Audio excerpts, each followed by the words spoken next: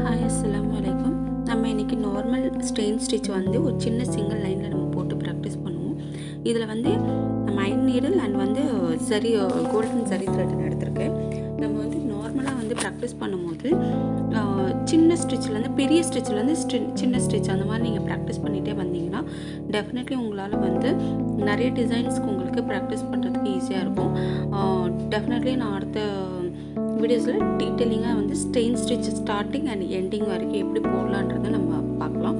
இப்போது வந்து நான் வந்து ஒரே லைனில் ஸ்டார்டிங் வந்து பெரிய அதாவது கொஞ்சம் பெரிய ஸ்டிச்சு ஸ்டார்ட் பண்ணேன்.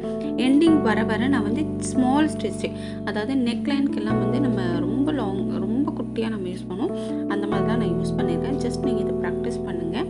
ஓகே, ப்ராக்டிஸ் பண்ணிவிட்டு ஏதாவது டவுட் இருந்தால் கமெண்ட்டில்